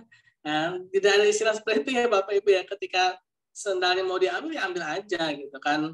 Jadi harus tersedia. Nah, itu namanya wadiah ya, seperti kita sama nabung di bank dengan akad wadiah. Jam 1 siang kita nabung nih ya Bapak Ibu, jam 2-nya kita ambil, boleh nggak? Boleh-boleh aja, ya namanya tabungan. Terus mudharabah, karena akadnya tabungan, boleh nggak? Boleh-boleh aja kan tabungan, tapi kayaknya kurang cocok aja gitu ya Bapak Ibu ya. Boleh sih, cuman aneh aja gitu ya. Akad mudharabah, ya kan? Investasi cuma 1 jam, minta bagi hasil lagi, ya. Itu aneh banget gitu ya. Itu aneh banget gitu kan. Udahlah, wadiah aja lah ya. Dapat apa-apa ya apa-apa ya kalau memang cuma nitip doang kan. Nah ini tadi ya Bapak Ibu ya, yang wadiah, yang mudharabah semuanya dikumpulkan oleh Bank Syariah ya, di pooling ya, lalu setelah di pooling disalurkan kembali ke nasabah pembiayaan dengan beberapa macam akad nanti ya. Oke, boleh di next. Ini udah mulai banyak yang bertanya nih ya. Nah, ini deposito ya atau tabungan akad mudharabah memang bagusnya deposito ya. Nah, ketika seorang nasabah penabung ya, dia mendepositokan dengan akad mudharabah, maka dia nantinya ya akan mendapatkan bagi hasil ya, akan mendapatkan bagi hasil dari bank syariah tersebut. Nah, sebenarnya yang namanya bagi hasil itu resikonya tadi Bapak Ibu ya bisa hilang atau impas ya. Tapi kayaknya untuk nasabah penabung belum siap ya Bapak Ibu ya. Misalkan nih ya Bapak atau Ibu ya, jangankan hilang Bapak Ibu ya. Kemarin aja tuh baru error 4 hari aja tuh udah ributnya bukan main ya. Ini hilang loh ya. Ini hilang ya. Nah, ini ada yang nanya. Oke, nanti ya Bapak Ibu ya sabar ya, sabar. Nah, ini hilang gitu loh. Tapi ini hilangnya ini memang kesalahan dalam pengelolaan ya. Yang namanya mengelola itu kan dia ada resiko ya Bapak Ibu ya. Karena kan dalam prinsip syariah itu al-ghurmu bil gunmi al-kharaj bidoman ya. Setiap ada pendapatan itu harus ada biayanya. Setiap ada return pasti ada resikonya ya. Nah, ketika kita ingin mendapatkan bagi hasil, ingin mendapatkan return, seharusnya secara syariah kita tuh harusnya ada risiko ya. Harusnya ada risiko ya. Nah, harusnya ya seperti itu. Tapi ya ini makanya Bapak Ibu ya ada kaidah-kaidah fikih ya.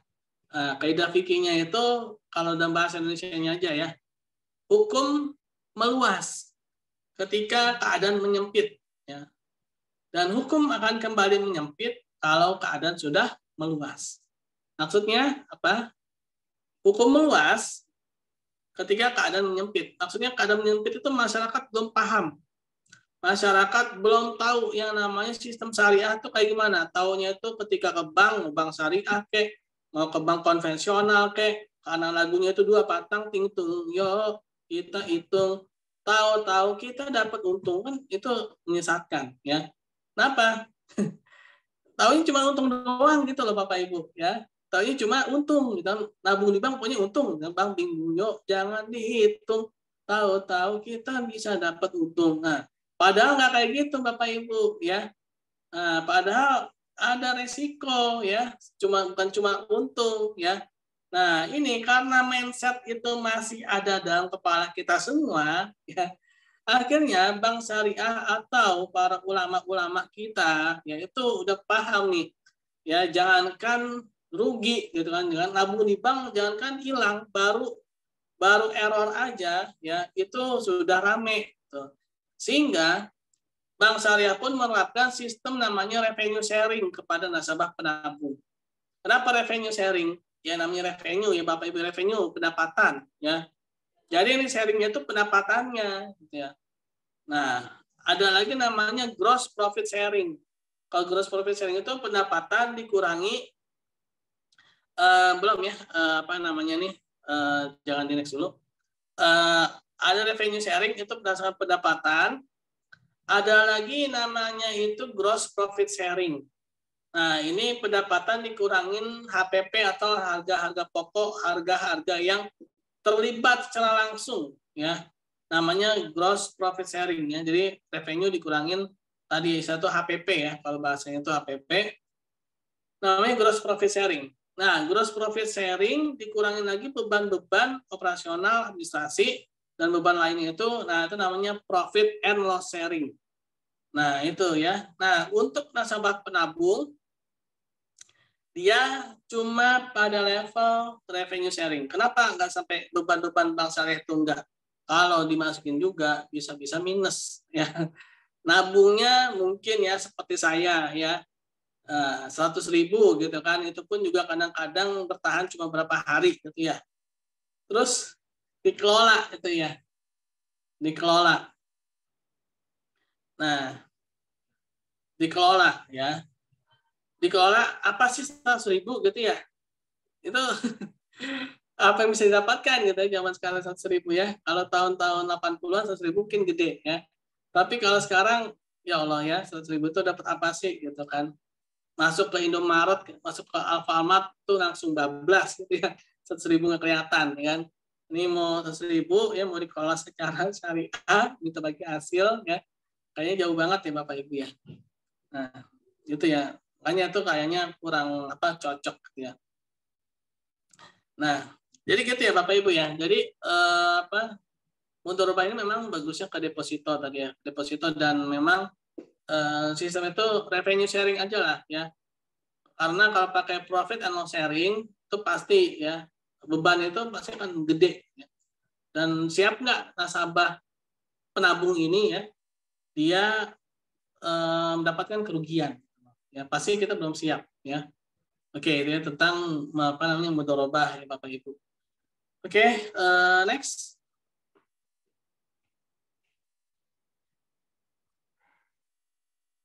Nah, next. Nah, wadiah yad domanah. Nah, wadiah ini ada dua Bapak Ibu. Ada namanya wadiah yad amanah, ada lagi namanya wadiah yad domanah. Bedanya apa? Kalau wadiah yad amanah, barang titipan tidak boleh dipergunakan. Ya, contoh seperti kita nitip sendal di masjid, mushola, atau di tempat-tempat penitipan sendal. Ya, itu namanya wadiah yad amanah. Di bank syariah ada nggak wadiah yad amanah? Ada, tapi bukan tabungan. Namanya safe deposit box. Kita nitipin yang namanya itu surat-surat berharga kita, ya, atau barang-barang berharga kita. Kita nitipin ya di safe deposit box.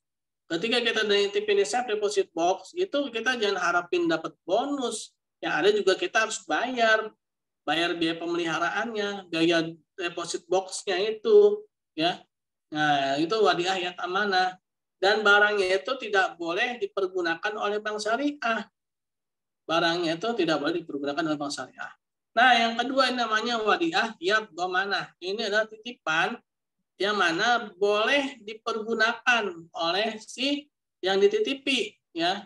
Biasanya berupa uang yang dititipi, ya. Tapi dengan catatan, ya, catatannya barang atau uang itu boleh bisa diambil kapanpun tanpa harus konfirmasi dulu, ya. Harus tersedia, ya. Tidak boleh berkurang sedikit pun, ya. Nah, tidak boleh berkurang sedikit pun. Lalu bagaimana dengan bonus? Bonus itu boleh ada, boleh enggak. Bahkan lebih cenderung tidak boleh. Kenapa? Karena ketika pakai akad wadiah, tidak adanya risiko. Ya, namanya orang nitip. Ya, risikonya itu hampir-hampir nol. Nitip. Beda dengan mudharabah. Ketika mudharabah itu kan dia diinvestasikan lagi. Pasti ada risiko. Tapi kalau wadiah, ya domanah ini, ya, maka yang namanya resiko itu tidak boleh ada. Ketika tidak ada resiko, berarti tidak boleh ada return. Ya, bahasa manajemen finance-nya itu high risk, high return. Ya, al-ghurmu bil gunmi al-kharaj bid doman. Ya, setiap pendapatan pasti ada biaya. Anda bukan cuma ngambil pendapatan doang, Anda juga harus ngambil juga biayanya. Ya, nah jangan cuma ngambil pendapatannya aja, biayanya juga ikut ditanggung. Ya. Nah, setiap ada return, pasti ada risiko, pasti ada kewajiban. Nah, jadi saling menyeimbangkan. Ya. Nah, wadiah, ya domanah, ini no risk. Ya, berarti no return. Ya, berarti no return. Oke, ya. Nah, makanya wadiah domanah itu tidak boleh ada bonus. Ya, sebenarnya. Itu hanya daya tarik aja. Tapi tidak boleh diperjanjikan di awal. Oke, next. Nah, ini waktu juga semakin ini ya. Nah, sekarang kita masuk ke pembiayaan ya. Tadi kan pendanaan ya Bapak Ibu ya. Mudharabah dan wadiah itu pendanaan. Sekarang pembiayaan. Nah, dalam pembiayaan ini ya ada namanya sales financing, ada namanya invest financing. Nah, sales financing ini adalah pembiayaan dengan cara jual beli ya. Nah, invest financing itu dengan cara investasi. Sales financing itu apa? Murabahah, istisna, salam, ijarah. Ya. Nah, kalau invest financing, mudharabah, musyarakah. Ya. Nah, lalu bagaimana dengan wadiah, Bapak Ibu? Ada enggak? Enggak ada. Ya. Wadiah itu tidak bisa dijadikan produk pembiayaan. Kenapa? Kalau bisa, nah kasihan si nasabah pembiayaannya. Dia siap enggak? Lagi asik-asik ngelola uangnya nih, ya. Lagi dikelola uangnya buat bikin apa, atau Bank Syariah datang minta uangnya dong yang kemarin. Loh, ada uangnya? Belum ada. Secara akad wadiah ya dia harus ada. Nah, makanya nggak ada dalam akad pembiayaan karena si nasabahnya nggak akan siap gitu ya. Kalau di Bank Syariah bisa. Kenapa? Karena Bank Syariah nasabahnya banyak. Yang satu ngambil, yang satu naruh, yang satu ngambil, yang satu naruh. Jadi uangnya pasti ada banyak. Makanya bisa pakai akad wadiah gitu Bapak Ibu ya. Kenapa wadiah itu bisa jadi pendanaan? Karena nasabahnya Bank Syariah itu banyak, jutaan, ribuan, ya, ratusan juta orang nabung di bank, ya.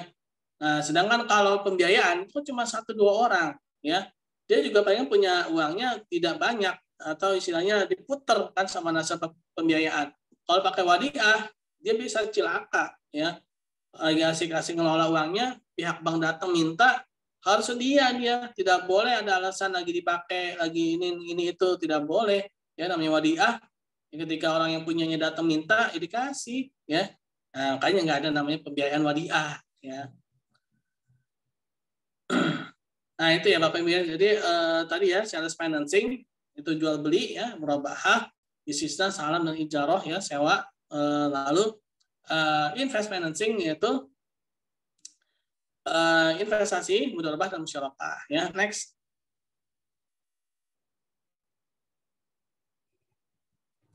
Boleh di next. Nah, ini sales financing. Nah, ketika sales financing ini sebenarnya apa sih yang didapatkan Bank Syariah ya? Dan apa sih yang didapatkan Bank Syariah? Nah, Bank Syariah ini dia ngasih barang, Bapak Ibu ya. Dia ngasih barang. Jadi barang itu udah ada. Terus contohkan handphone ya, dijual handphone. Kita butuh handphone ya. Terus kita nggak punya uang. Kita bilang, Bang, beliin handphone dong. Tapi saya nggak bisa bayar langsung, saya bisanya nyicil. Ya udah, ini saya beliin ya. bayarin nyicil ya. Nih handphonenya harganya 1 juta ya. Kamu bayarnya 1.200.000 dengan cara dicicil setiap bulannya 100.000. Nah, oke. Deal. Kan. Marginnya 200.000 ya. Nah, itu namanya murabahah ya, sales financing. Terus juga istisna ya, ya. Kalau istisna itu tadi ya, misalnya ada barang apa nih? Ini saya bikinin barangnya ya, Tuan. Nanti tapi kamu tolong dong bayar saya per termin untuk bikin barangnya ini. Karena saya nggak punya cukup uang buat bikin barang ini. Nah, itu namanya istisna. Atau satu lagi salam ya. Saya butuh ini Pak, butuh mangga, misalkan 1 kuintal. Buat kapan? Nanti di akhir tahun 31 Desember 2023. Saat ini memang saya belum punya nih mangganya, tapi kamu bayar dulu, gitu kan? Mangga apa? Berapa ininya, berapa ini itunya, gitu ya. Nanti 31 Desember saya kasih nih ya dalam apa nih salam ini ya. Boleh juga pakai jaminan ya, jaminan karena kan uangnya dikasih ya. Nah nanti ada tuh akad-akadnya dengan jaminan ya.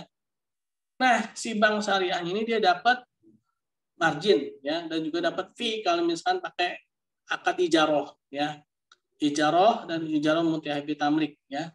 Nah itu masuk dalam kategori sales financing. Jadi sales financing ini tadi itu dia tulis tadi kontrak ya Ibu. Oke, next. Invest financing. Nah invest financing jadi dia butuh modal ya untuk membuat suatu proyek ya, misalkan bikin apa gedung ya atau bikin jalanan ya.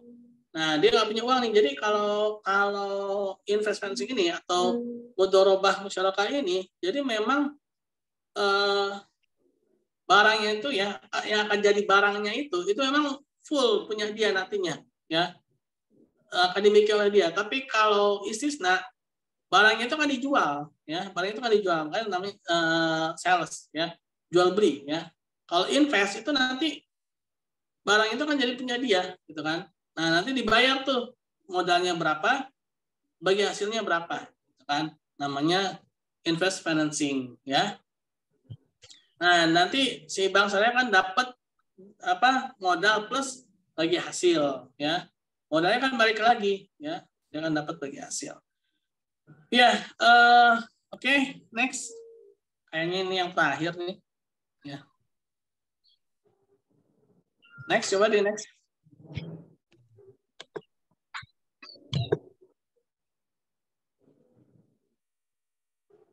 Nah, kan benar yang terakhir. Oke, tadi ada yang bertanya nih, Bapak moderator.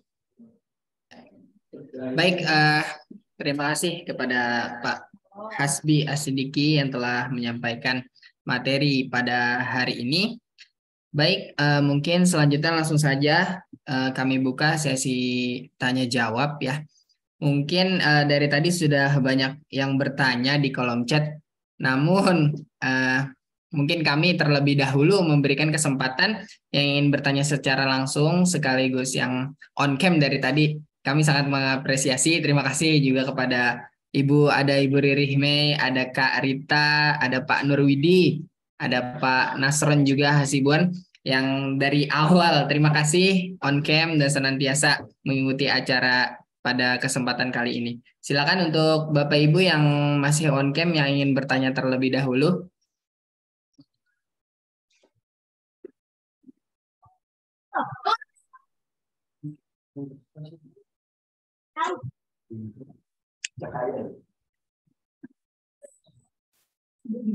Baik, kalau memang tidak ada, saya akan bacakan beberapa chat yang sudah ada. Mungkin saya akan memilih 2 saja Bapak Ibu, mengingat waktu kita ingin memasuki sholat asar juga. Pertanyaan pertama ada dari Bapak Arsudin dari SMK N20. Izin bertanya Pak, apakah transaksi NUC bisa berubah menjadi NCC dan apakah ada kriterianya bila diperbolehkan? Terima kasih.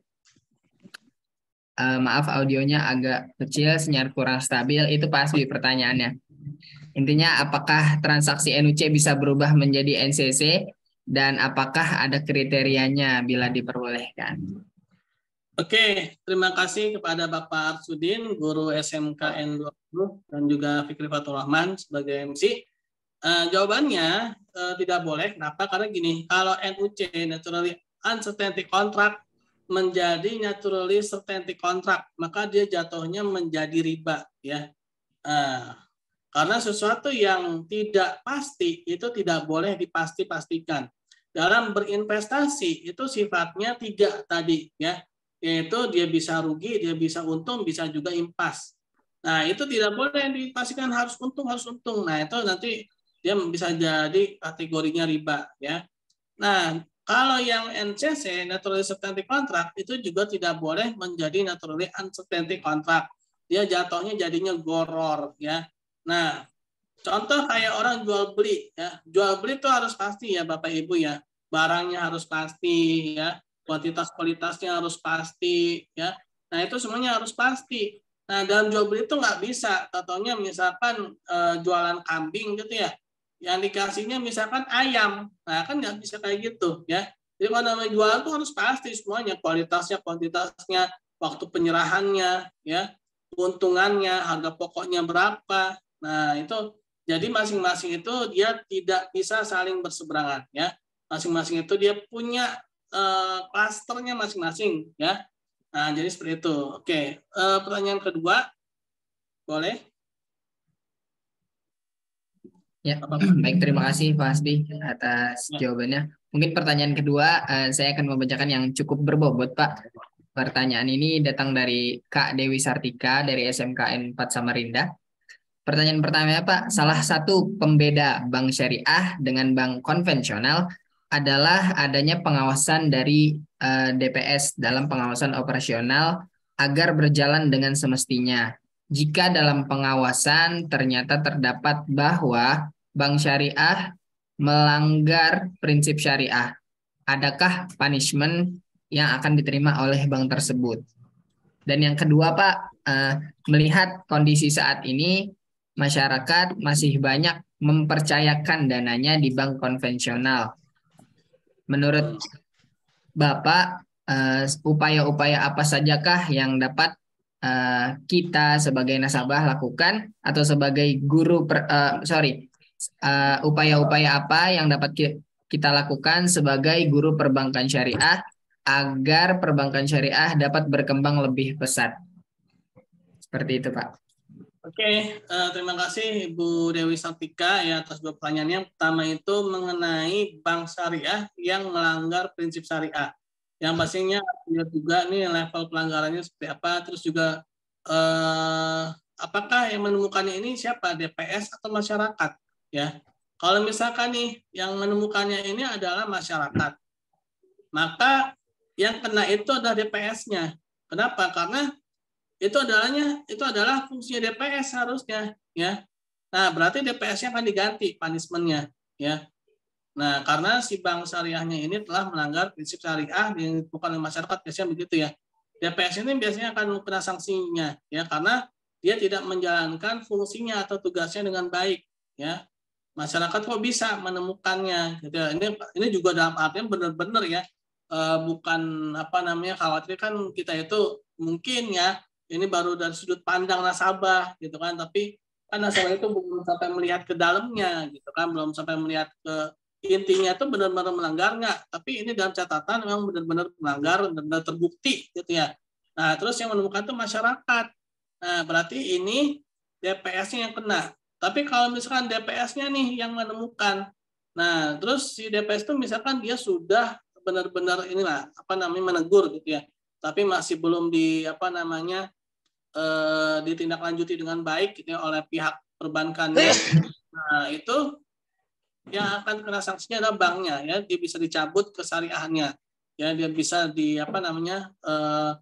itu sanksi terberatnya ya, si bank syariah itu bisa hilang embel-embel syariahnya, ya, dicabut operasional kesyariahannya, bank syariahnya jadi tidak ada lagi. Oke, yang kedua perkembangan bank syariah ya. Nah, ini kalau di kita ya, kalau di dosen ya, kalau di guru saya belum paham ya. Kalau di dosen sendiri itu ada namanya Tridharma perguruan tinggi ya, kalau di level dosen. Jadi kita sebagai pengajar ya itu juga dituntut untuk melakukan penelitian dan juga melakukan pengabdian masyarakat Bapak Ibu.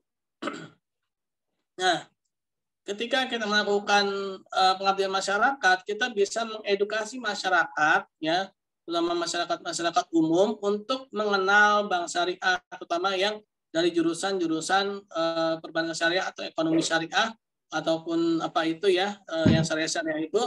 Nah, itu bisa membantu mengedukasi masyarakat mengenai perbankan syariah. Mungkin Bapak atau Ibu guru ya bisa berkolaborasi dengan pihak kami, dengan pihak kampus ya untuk ikut dalam mensosialisasikan yang namanya perbankan syariah, produk-produk perbankan syariah ya, karena memang kalau di sisi dosen ya perguruan tinggi itu kita ada namanya Tridharma perguruan tinggi, yang mana kita tugasnya bukan cuma ngajar doang di kelas, tapi kita juga harus meneliti dan juga melakukan pengabdian masyarakat. Nah, itu bisa kita manfaatkan ya Bapak Ibu ya, bisa berkolaborasi dengan kita ya, melakukan pengabdian kepada masyarakat bisa berupa sosialisasi produk perbankan syariah dan juga mengenai ekonomi syariah.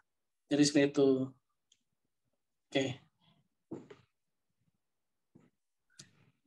Terus boleh nih misalkan ada yang ini Fikri satu lagi kali ya.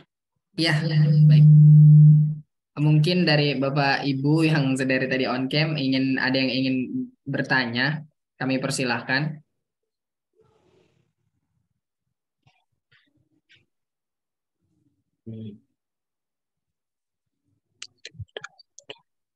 Baik, jika memang tidak ada, mungkin satu pertanyaan lagi ya Pak Hasbi ya. Pertanyaan terakhir nih dari Feria Fauzah. Izin bertanya, sebaiknya untuk lembaga keuangan syariah yang belum besar untuk perhitungan bagi hasil ya, akan dibagikan kepada nasabah lebih baik menggunakan net atau gross profit. Nah, kalau untuk nasabah penabung itu menggunakan lebih kepada revenue sharing ya. Kenapa? Karena kalau pakai profit and loss sharing ya, khawatirnya biaya atau beban pada lembaga keuangan syariah tersebut ya ini besar ya pasti ada lah ya, ini justru sebagai daya tarik ya. Jadi ya kita nggak bisa pungkiri ya, kita ini kan masih ini ya, kalau istilahnya itu tawadu ya Bapak Ibu ya, tawadu ya, tawarna duit gitu kan. Nah jadi orang zaman sekarang ini ya kita nggak bisa pungkiri lah ya, yang jadi daya tarik nabung itu pasti ujung-ujungnya duit, gitu kan. Berapa sih yang bisa dapatkan, ya kan? Apalagi ketika lembaganya itu masih kecil, gitu ya. Masih kecil, dapat bagi hasilnya kecil pula lagi kan. Ya udah makin kecil aja itu, makin nggak bisa bersaing, kan. Ya udah makanya revenue sharing ya. Nah, memang kalau profit and loss sharing itu biasanya terhadap nasabah pembiayaan. Nah, ini makanya ya ini Bank Syariah itu sebenarnya sangat-sangat ini ya manusiawi banget ya. Dia terhadap nasabah pembiayaan, dia ingin merasakan apa namanya kepedihan ya yang dirasakan oleh para pengusaha ya. Tapi begitu dia berhadapan dengan nasabah penabung, dia tidak ingin merasakan kepedihannya ya terhadap nasabah penabung. Nih, ambillah ya kata Bank Syariah ya. Jadi tetap harus pakai revenue sharing ya, karena sebagai daya tarik ya. Jadi seperti itu. Oke, Baik. ada lagi. Ya. Terima kasih Pak Hasbi.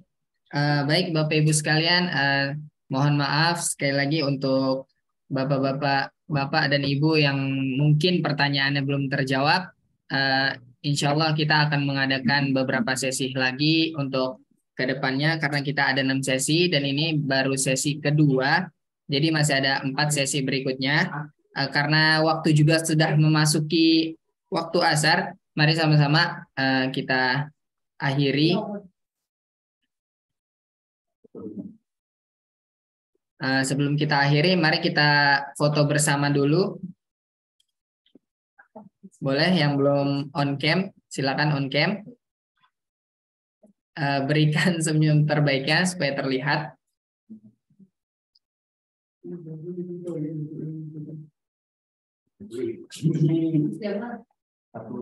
Satu, dua, tiga.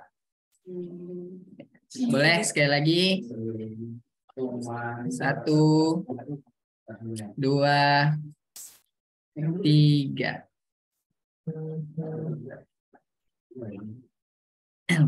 Baik, terima kasih untuk Bapak Ibu sekalian yang sudah aktif menghadiri acara ini. Mudah-mudahan acara ini bermanfaat untuk kita semua. Mari sama-sama kita duduk dengan membaca hamdalah, alhamdulillahirabbil alamin, serta kita akhiri dengan pembacaan doa kafaratul majelis. Subhanallah bihamdihi, subhanallah bihamdika, asyhadu an la ilaha illa anta astaghfiruka wa atubu ilaik. Terima kasih kami ucapkan. Kurang lebihnya mohon maaf. Assalamualaikum warahmatullahi wabarakatuh. Waalaikumsalam warahmatullahi wabarakatuh. Terima kasih Mas Yufri. Terima kasih.